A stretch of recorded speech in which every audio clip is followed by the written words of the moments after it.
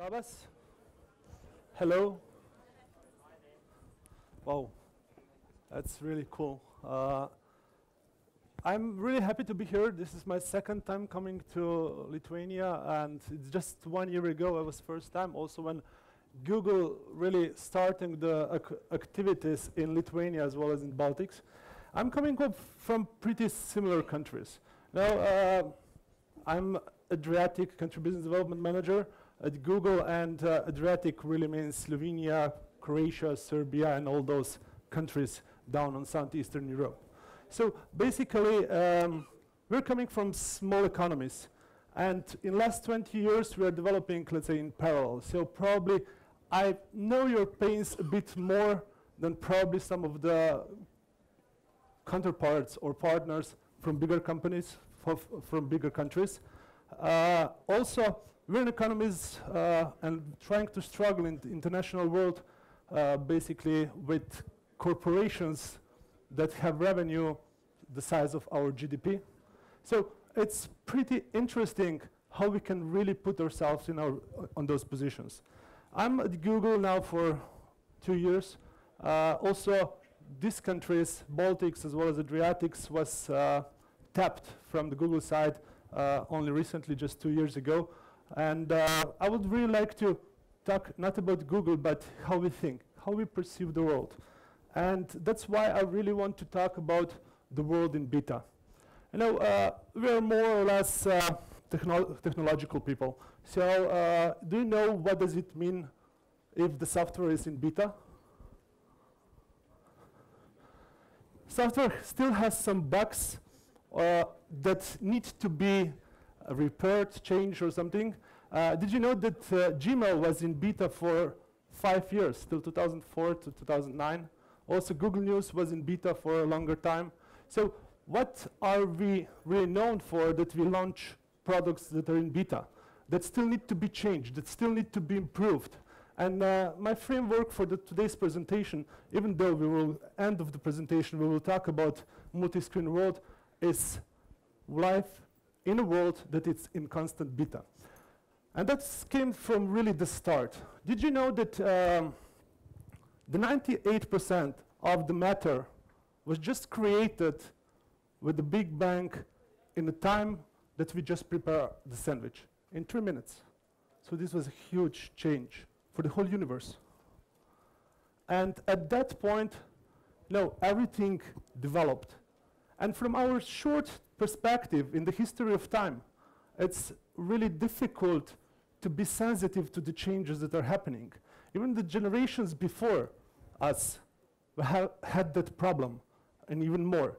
Now, our generations and the technology advancements are really influencing the way how we do business, the way how we perceive world, and also the way how consumers interact. And if we would live like just 100 years ago, and if we see that Kaiser Wilhelm, that was the last German emperor, died in 1941, and if we had that thing in our mind, so we would believe that just car is a temporary phenomenon, just a fad, probably we would not come far in a business. And that's really a problem. Now we're now we're talking about innovation, disruption, development, really unpredictable environment, some new channels, market dynamics. And we have to embrace all these things. We have to embrace all these things regardless of the generation. So please, think about that.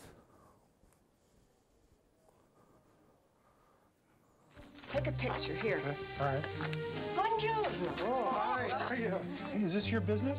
Yes. Oh, we have our own business too. Yes, we have 3 stores in Ohio. Ohio. We send it Ohio. And California, and Canada, and Argentina, and Australia. They're on the internet. How can they afford it?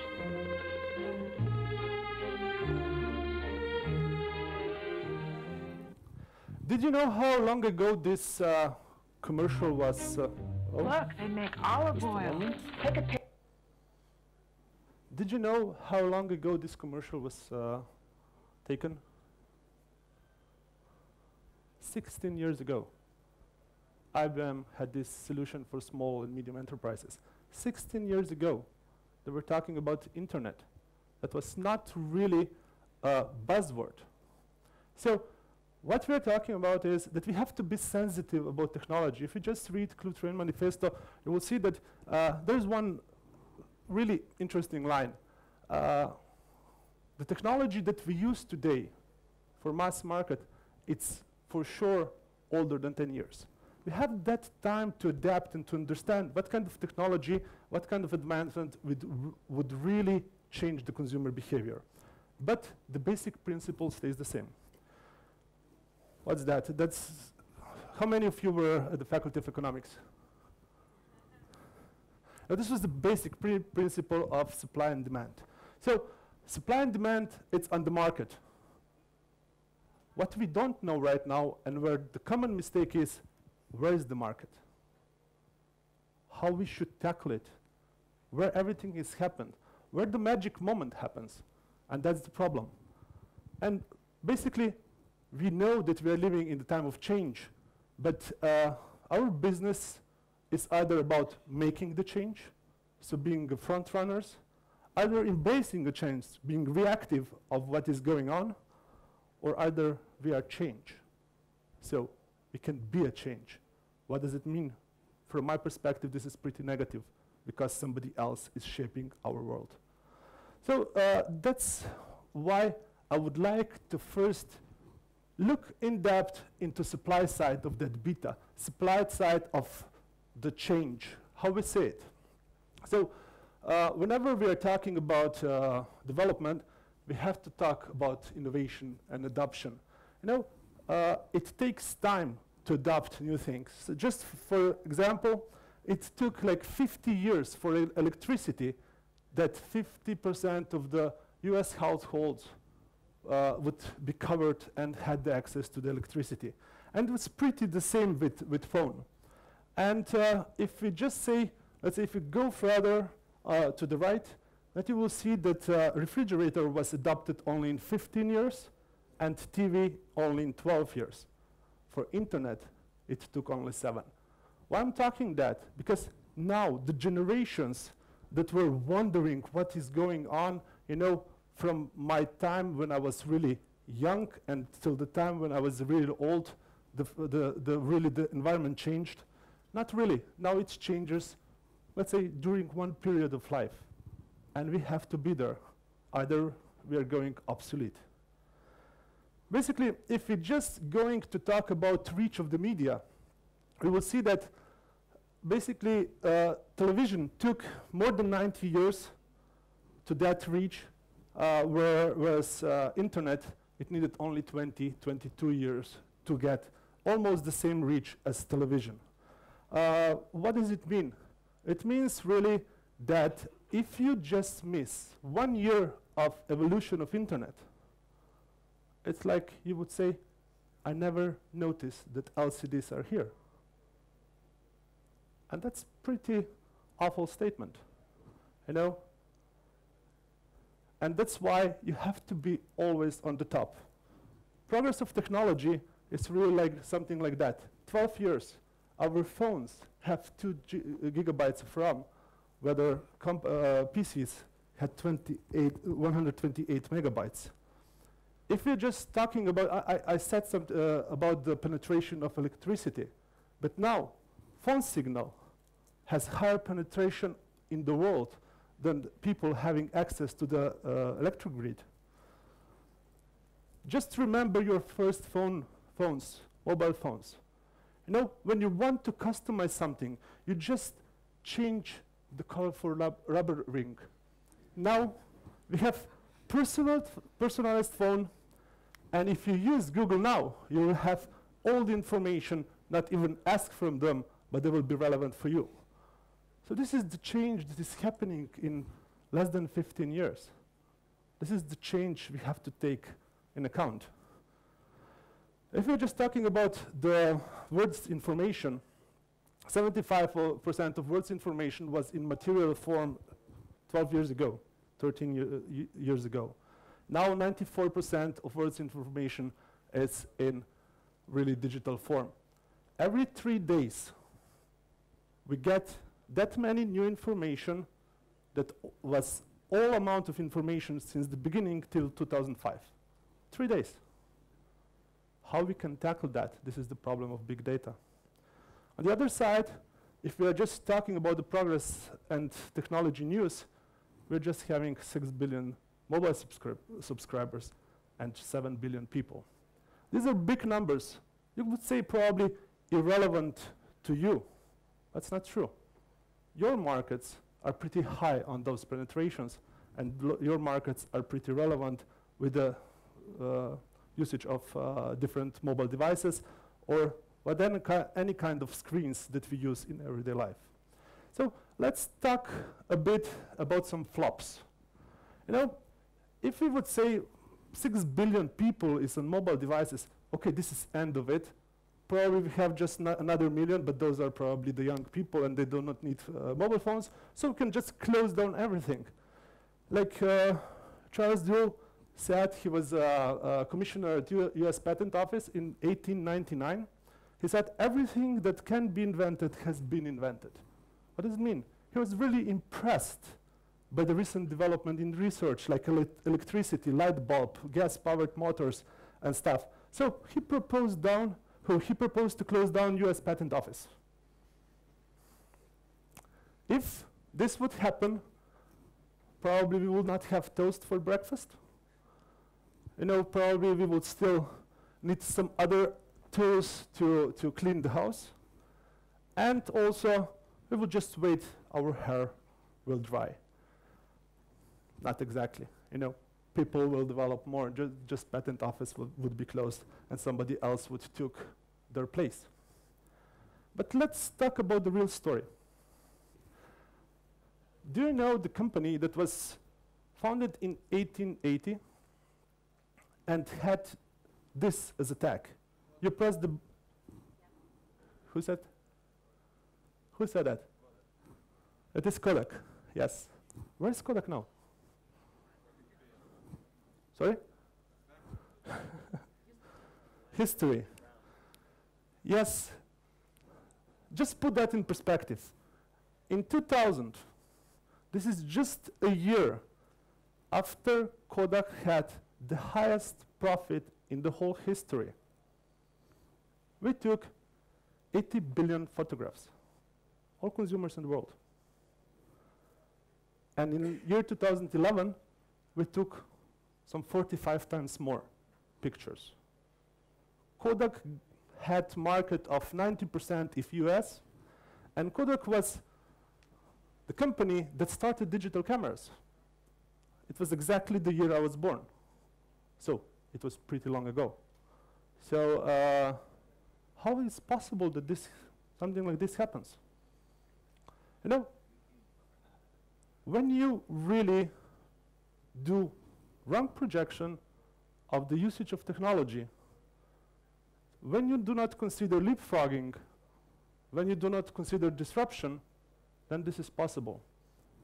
Fujifilm really invested in the right period, just at the beginning of 2000, invested their money into completely different, whoa.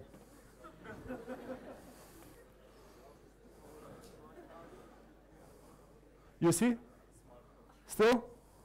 Or we are going to have dark back? Fujifilm invested into, let's say, other type of industries, and they're still surviving. Whether Kodak did not survive the development, and some of other companies took over all the activities. Why? They bet on the wrong horse. They thought based on demographic developments in China, that the middle class in China will still use old compact cameras, and this will be their market. But they leapfrogged. You know, when there is a digital camera on one side, why should I buy the old camera? And that's obvious now. Let's talk about different type of development, different type of thinking. You know this company, Hermès? It's pretty high, luxurious French company for fashion, jewels, and watches and stuff. Did you know how they started? Was it toys, interior design, horse saddles, or fragrances? And they start horse saddles. Are you sure? Who is against that answer? One. True. Horse saddles. They started with that. And that's pretty interesting. Because, okay, they're still partially in a leather type of industry, but they developed through the market, observing the market, what do the markets need. They maintained the level and really niche or really special target group. Do you know this company? That's pretty closer to us. Were they plumbers? Were they playing cards, furniture, or ceramics?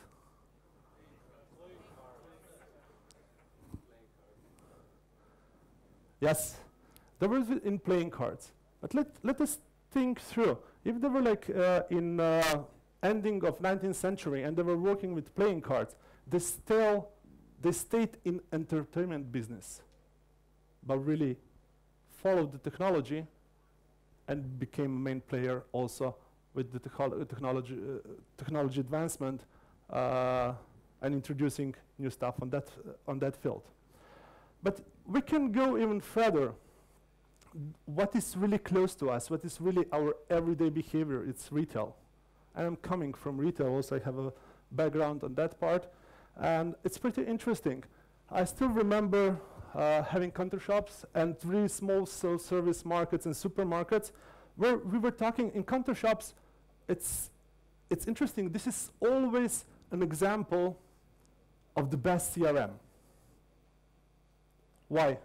Because person that owned that counter shop really knew each type of person or each customer, and he or she knew what kind of things they want. With that, you can have access to their needs. So basically, when we developed self-service markets, it changed a bit because we didn't know who is our customer. We have to project what they're buying, and this is a big problem. So it came a really discussion one-to-many. But with online, with technology, we really came again back to one-to-one contact, one-to-one relationship. And this relationship could happen anytime. And that's interesting. Anytime, one-to-one. Now with mobile, this relationship is getting even deeper. It's anytime, one-to-one, and anywhere. So it's not the essence of retail that usually they said the only thing that is valuable for retail is location, location, location. Now retail is anywhere. And that's the technology that changed. How with the product adoption or how with the technology adoption, the customer will change. This is what to see. While we're talking about the markets, we're talking about really retail, we're talking about the essence of the interaction between people. And in Clutter Manifesto, they said markets are conversation. We are discussing with each other. Basically, this business are really people. And technology is made by people for people. That's why we have to really think about people and put them into the core. And we really have to see demand side beta. Demand side changes. Let us see what is going on. We, as consumers, every day, are really curious. We want information. We want to be informed. We want to be engaged. And we're engaging through technology. So, one day tweets, 10 million page books, just in one day. YouTube, one day YouTube uploads. We can watch those for more than 11 years. We have almost half a million babies born. But more than 1 million or almost 1.5 million androids activated each day. You know, for each baby, 2.5 androids. That's interesting. How many of you have 2 screens in your pocket or in your bag right now? So is 6 billion really a limit? What I said before, 6 billion mobile subscribers? No. What we really are aiming for is that we do know competition. It's easy to know competition. We know the technology, but we do not understand consumer. And that's where we have to start. And most of us that went to the Faculty of Economics and had marketing class and stuff, we started with some basic ideas that Kotler did, even though he said once that the technology has changed and also some of my models are not working anymore. So this is old marketing model on which all the retailers were playing. You know, stimulus, first moment of truth, which is shelf. You know, you go to the store, either, you know, you don't do anything before, and then a second moment of truth, it's experience. It's easy. But what we really found out from research that we did, basically there is a 0 moment of truth. Moment of truth that is before the first moment of truth and changes a lot. Can you imagine that out of 65% of people in automotive industry in US started their research about the new car with having one brand in mind? How many of them bought that brand? Any guess? 20%. So the last 80% of people that already had a certain level of interaction with the brand and willingness to explore that brand. And that's pretty important to know how 0 moment of truth is really influencing the consumer purchase behavior. Let us see that. Marketers have been using a 3-step mental model of marketing for a long time. Stimulus, like developing a TV ad. Shelf, focusing on point of sale, which has historically been called the first moment of truth. And experience, people take the product home and experience it. They could have a good experience or a bad experience, and they share it. This is the second moment of truth. If marketers spend time on these 3 steps, they should succeed, right? We investigated this theory. We conducted a comprehensive study with research partner Shopper Sciences using 5,000 shoppers across 12 categories, from groceries to cars and financial products. The goal, show where influence takes place as shoppers move from undecided to decided. We found that the average shopper used 10.4 sources of information, up from 5.3 sources in 2010. We asked shoppers what sources they used to make decisions, when they used it, and how influential is each source. When we lined up their responses, a 4th step appeared in the marketing mental model, the 0 moment of truth. This is when consumers do their research, get smart about alternatives, read reviews, look for coupons and comparison shop, all before going to the shelf. When we compare the steps, the 0 moment of truth pops up as highly relevant and influential. Consumers have changed the way they have approached decision making. As a marketer, have you kept up, or are you still using the old mental model? There's a new mental model now, and marketers that can now keep all these steps spinning gain a very competitive advantage in today's marketplace.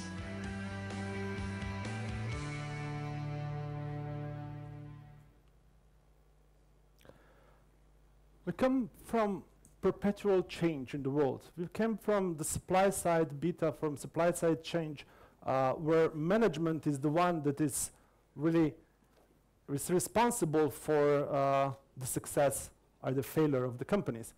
We came to a 0 moment of truth. We came to a customer that is really using a lot of resources in their decision making, and that's an average of 11 across the certain industries. Now we came to the real shopper experience. And what we are doing as advertisers, or what we are doing as companies that want to really get the attention of the customer and really score at the end. What really the shopper is on to is a bit complex, multifaceted type of experience. And that's experience through the multi-channel, where internet is really in the core essence. So basically, we as the customers, we as the shoppers, had to change. We changed from an analog shopper that was really poor based on information, to an online shopper. Online does not mean that we do the shopping online, also the end act, the final act, the final click. It means that we are there and we are influenced by the information there. And that's shopping information which are rich that we receive. And what we're coming to is a mobile shopper.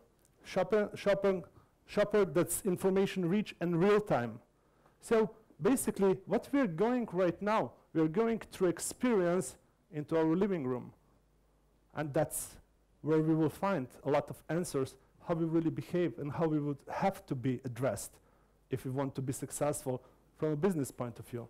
So our living room is essentially our multi-screen sandbox. How many of you have more than 6 different screens in your home? We're a bit biased because of the conference and stuff, so for sure I have more than 8 and I just have 1 TV, nothing more. Because sometimes you come to certain homes and they have like 4 TVs and they're really those analog passive consumers, but still more and more consumers have this multi-screen in their everyday life. What is really going on in today's living room is that there are so many distractions that it's really harder to break through from the advertisers. It's really harder to break through from the producers with a message about their services and their products. You know, we looked at our phones approximately 150 times per day. If you just checked your phone less than 2 times, then probably this is interesting presentation for you. It was not that interested. So 77% of TV viewers use at least 1 more device at the same time. And 1 in 4 people are able to recall TV ads unassisted. So basically we are really fighting for the moment of truth, moment that really matters for consumer and to be there when we are relevant. If you are there when there is no relevant moment, that we are not in a purchasing stage or in any kind of research stage, we are far away from being effective. And that's marketing of today. So majority of our daily media interactions are screen-based. 90% are within those 4 screens. And we spend our leisure time, it's not working time, it's our leisure time, approximately more than 4 hours per day. And if we just see what is the length of each interaction, we can see that it comes from 17 up to almost 3/4 of an hour, with each and every device per day. And in just 4 years, we adopted a new gadget. That means we came from 5 to 6 screens per household. And you see that half of the people here have 6 or more screens in the household. And it's valid for you, as well as valid for the international or more developed markets. That's why I want to stress one thing. Why? Those trends from developed markets, which I'm showing right now, are also important for Baltics and Adriatics. As an introduction, I really said that we are pretty similar countries, small, export-oriented countries, also quite advanced. You will see that now.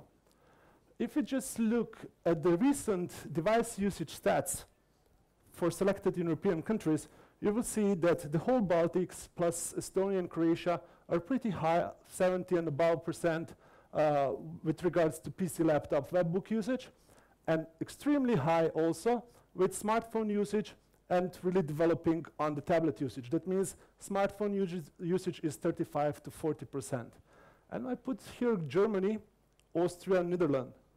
So Germans are, let's say, on the same level as Slovenia, and Austria are a bit higher, and Dutch are much higher and are quite comparable to UK and the Scandinavias. But let us put that into perspective of time. I just wanted to show you the development in Germany. And you will see that Lithuania was really less than a year away from the development in Germany. based on smartphone usage and tablet usage. What does it mean? You know, if you want to consider the consumer behavior and the usage of multi-screen world and multi-screen, how multi-screen is really involved in their everyday behavior, you have only half a year of time to adapt. Because your economy and your consumers are there and are adapting technology quickly. So let's put those devices into context. Context is the thing that really drives the device choice. How I really choose what I will use. It depends really on time. It depends on the goal, what I really want to accomplish, on my location, that's especially with mobile, and also on my attitude towards and what is the state of mind. And you will see that computers really keeps us productive and informed. What does it mean? It means really that we use them in office, but we use them also at home when we're really focused. And they take us 1/4 of our daily interactions with 4 screens. 1/4 of our time. Smartphones we used when we really want to be connected. So it's on the go. You can see that it's 40% out of home, but still 60% inside home. Why? Because we simultaneously use several devices, and you will see that in the next slides of my presentation. So, and almost 2/5 of the whole daily media interaction occur on smartphones, on our mobile phones.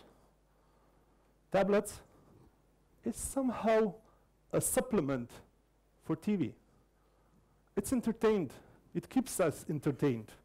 We are still searching for information, especially when with regards to shopping, but it keeps us entertained, and it uses only 10% of our daily interactions. So what we do with those devices, even though we have like more smartphones or more computers, there are 2 main models of multi-screening. One model is really sequential usage. You know, we are using one device, and we have to find something which is a bit more complex on the other device. So we want to really accomplish one task. And this task is, can be accomplished at different moment of time, a different place, so we are using those devices really sequentially. You know, one part is on the way to go home, and then at home we are changing the device, and we're going to a personal computer because we can do more tests there. On the other side, there's simultaneous usage. That's especially when we are multitasking. And with technology, we are multitasking more and more. We're using really for unrelated activities. How many of you are using, are watching television and using smartphone or tablet and really looking at completely different thing? At least once a week or once a day. Now we are all doing that. So what is really the value of interaction with one of the screens? On which screens are you more involved? Are you more engaged? This is one of the most important information that you have to ask yourself. As advertisers, as a marketing strategist, whatever kind of role you're playing inside the company to be successful. And on the other side, there's the complementary usage. So only for related activities. Sometimes you just check basic information about, let's say, certain flights, and then when you have to do the booking, you're going to a different device and book it because, you know, it's easier or more convenient. I just said to you, I just explained you, and you were saying that you're using more devices simultaneously. And with that, we have 3 different ways of how we use more devices simultaneously. It's using television with smartphones, computers with smartphones, and television with computers. These are the dominant ways, and 81% of those are in connection between the television and the smartphones. So basically, we watch television with our smartphones in our hands and use both most of the time, and that's our reality. So what I would like to say, let's say somewhere closer to the end, is that each screen has its role. And this role is unique and important. On one side, it's rich viewing of the television, power computing on the computers, surfing and shopping on the tabs, and constant companion, which is a smartphone. But at the end of the day, the world is in constant beta, and we will not escape from that constant beta. The question is not if we accept that the changes are here, because changes will be, and we are going to make those. Question is what you will be doing today to accept, embrace, or to make those changes. But the other question is what you will be using tomorrow. Because 10 years ago, you probably even didn't have a notion of a tablet. In 2-3 years, what device you will use? Will be the same? Will be stable? Will be static? History doesn't show that. So I'm not trying to give you a forward-looking statement, but possibly you could think of something.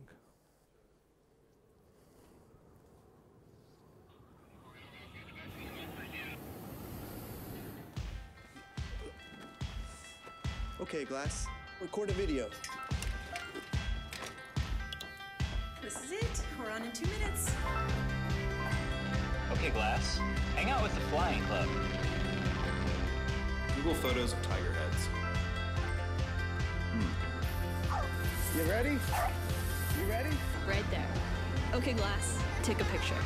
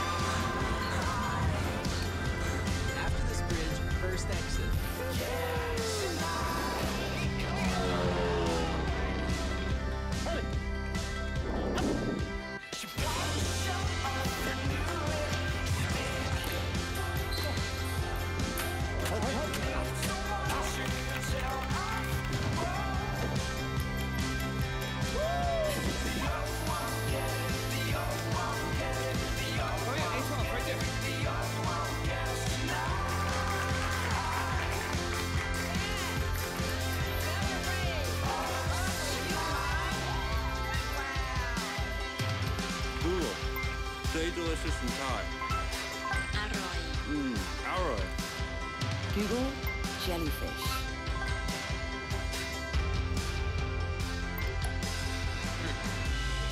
Well, let's see.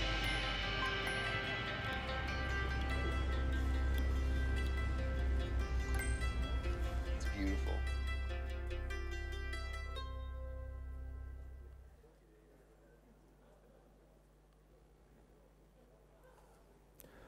Can you imagine how this can change the ecosystem, how this can change engagement, how this can change creativity, how this can change app development? Can you imagine that?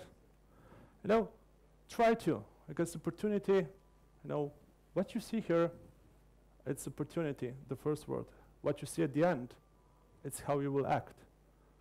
Basically what I will say, you know, failures are really good to really fail fast but learn faster. And some of the failures that you did in the past could be still opportunities in the future. Maybe you were too early. Some of the opportunities that were today could become failures for tomorrow.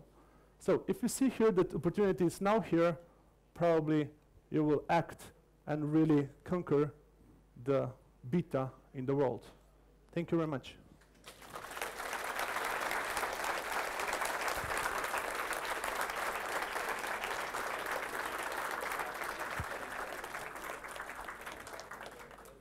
Any questions? Sorry?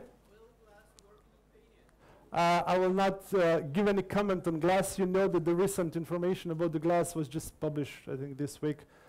It's going into open testing with a limited number of developers, but cannot comment anything else. But Google now is working in Lithuania, isn't it?